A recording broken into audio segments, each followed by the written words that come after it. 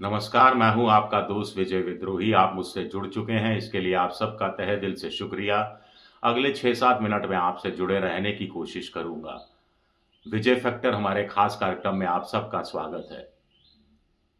क्या अरविंद केजरीवाल की मुसीबतें बढ़ने वाली हैं और क्या राहुल गांधी ही अब अरविंद केजरीवाल को बचा सकते हैं? और क्या ये बात अरविंद केजरीवाल को अब अच्छी तरह से समझ में आ गई है? आज जो घटनाक्रम हुआ, उस संदर्भ में हम विवेचना करने की कोशिश करेंगे। कुल मिलाकर दिल्ली विधानसभा में एलजी साहब का भाषण के अंदर जिस ढंग से उन्होंने अरविंद केजरीवाल की सरकार की कार्यशैली की, खुद अरविंद केजरीवाल की आलोचना की, वो तो चर्चा का विषय है ही। लेकिन बड़ा चर्चा का विषय है कि बीजेपी की नई सरकार ने, रेखा गुप्ता मुख्यमंत्री ने सीएजी की रिपोर्ट विधानसभा के पटल पर रख गई, जिसमें 2000 करोड़ का आबकारी कांड में घोटाला होने की बात कही जा रही है। कहा जा रहा है कि राजस्व को सीधे सीधे 942 करोड़ का नुकसान हुआ, फिर रीटेंडरिंग नहीं हुई, फिर कुछ छूट दी गई, रियायतें दी गई। तो कुल मिलाकर उप मुख्यमंत्री थे मनीष सिसोदिया, और जिनके पास आबकारी विभाग भी था, और मुख्यमंत्री थे अरविंद केजरीवाल। तो वो जो रिपोर्ट चुनाव के दौरान लीक कर दी गई थी, जिसको लेकर अरविंद केजरीवाल ने कहा था ये फर्जी है, अब वो फर्जी नहीं है, कम से कम ये तो साबित हो गया। और 2000 करोड़ रुपए के घोटाले की बात कही जा रही है। ईडी, सीबीआई चार्जशीट दाखिल करने का मन पूरी तरह से मना चुकी है। तो क्या अब अरविंद केजरीवाल राहुल गांधी की शरण में जाएंगे? क्या उनको अब इंडिया पॉलिटिकल फ्रंट की महत्ता याद आएगी कि मिलकर लड़ेंगे तो ही वो बीजेपी से मुकाबला कर सकते हैं? और इससे जुड़ी हुई सबसे बड़ी बात है, क्या इस पर आम आदमी पार्टी ने आज से अमल करना भी शुरू कर दिया है? दरअसल आतिशी जो विपक्ष की नेता हैं और पूर्व मुख्यमंत्री हैं दिल्ली की आम आदमी पार्टी सरकार की, उन्होंने महत्वपूर्ण मुद्दा सदन के अंदर भी उठाया, सदन के बाहर भी उठाया। उन्होंने कहा, तस्वीरों के साथ ये बात सामने रखी कि मुख्यमंत्री कार्यालय में, विधानसभा के अंदर जो सत्ता पक्ष का कार्यालय होता है, वहाँ पर कुल मिलाकर महात्मा गांधी की तस्वीर हटा दी गई है। माफ कीजिएगा, महात्मा गांधी की तस्वीर तो लगा दी गई है, लेकिन संविधान के निर्माता डॉक्टर भीमराव अंबेडकर की तस्वीर हटा दी गई है। बाबा साहब अंबेडकर की तस्वीर हटा दी गई है और उसकी जगह नरेंद्र मोदी की तस्वीर लगा दी गई है। दरअसल कहानी ये है कि केजरीवाल की सरकार जब थी, तब कहा गया कि अंबेडकर और भगत सिंह की तस्वीरें लगाई गई थी। अब अंबेडकर की तस्वीर हटाकर बीजेपी की नई सरकार ने नरेंद्र मोदी की तस्वीर लगा दी है, और इस बात को लेकर उछल पड़ी है आम आदमी पार्टी। उनको एक बहुत बड़ा मुद्दा मिल गया है। उनको लग रहा है कि आबकारी कांड को लेकर सीएजी की रिपोर्ट का तोड़ डॉक्टर अंबेडकर की मूर्ति तस्वीर हटाने से किया जा सकता है, इसका तोड़ निकाला जा सकता है विरोध प्रकट करके।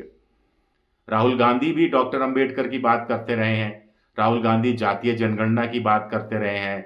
राहुल गांधी संविधान बचाने की बात करते रहे हैं। राहुल गांधी आरक्षण बचाने की बात करते रहे हैं। जय भीम, जय अंबेडकर, जय संविधान, इस तरह का उन्होंने नया नारा भी कांग्रेस ने गढ़ा है, जिसका पूरे तौर पर अभी तक अरविंद केजरीवाल ने खुलकर समर्थन नहीं किया था।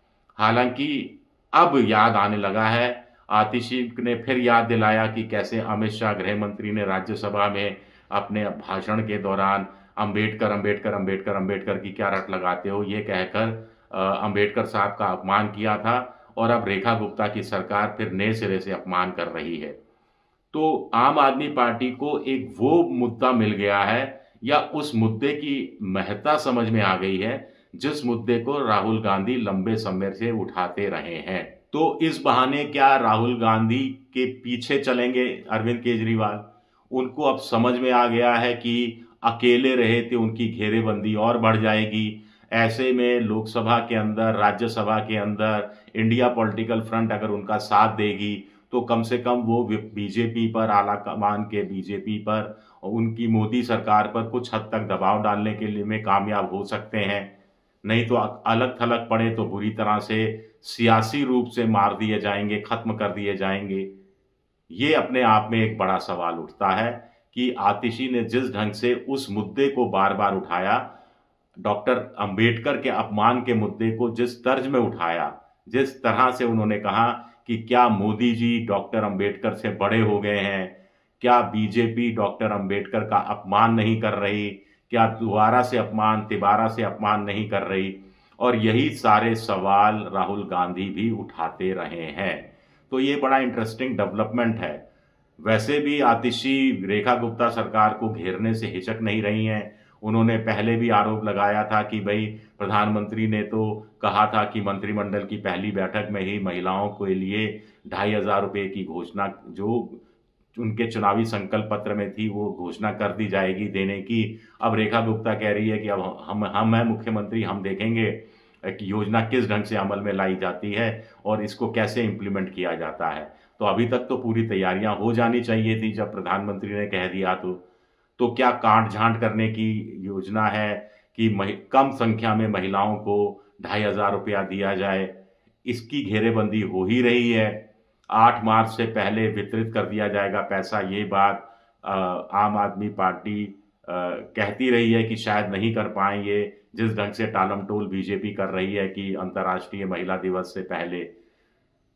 तो विधानसभा के अंदर रेखा गुप्ता बनाम आतिशी है, विधानसभा के बाहर अरविंद केजरीवाल बनाम सीएजी रिपोर्ट, बनाम सीबीआई, बनाम ईडी, बनाम आबकारी कांड, बनाम दूसरे कांड, तमाम चीजें हैं।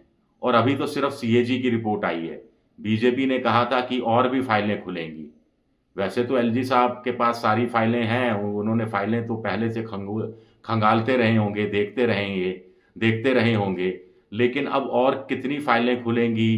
क्या नए सिरे से आरोप प्रत्यारोपों का एक नया सिलसिला शुरू होगा? और क्या इन सब में अब राहत दिख रही है अरविंद केजरीवाल को कि इंडिया पॉलिटिकल फ्रंट के साथ रहा जाए? इंडिया पॉलिटिकल फ्रंट के नेता राहुल गांधी, कांग्रेस के बड़े नेता, leader of opposition Rahul Gandhi, उनके नारे को समाहित किया जाए, उनके नारे को लेकर आगे बढ़ा जाए और फिर दलितों की राजनीति, आदिवासियों की राजनीति, ओबीसी के राजनीति के बहाने अपने खत्म होते वजूद को या संकट में पड़े वजूद को बचाने की कोशिश की जाए। तो ये रेखा गुप्ता की सरकार ने, सीएजी की रिपोर्ट ने एक बड़ा मौका दिया है आम आदमी पार्टी को राहुल गांधी की विचारधारा वाली लड़ाई में शामिल होने का। और आपदा में अवसर तलाशते रहे हैं अरविंद केजरीवाल, इस मामले में स्मार्ट हैं, तो क्या उन्होंने आपदा में अवसर तलाश लिया है? शुक्रिया मेरा ये वीडियो देखने के लिए। पसंद आए तो लाइक कीजिए, सब्सक्राइब कीजिए, शेयर कीजिए। शुक्रिया।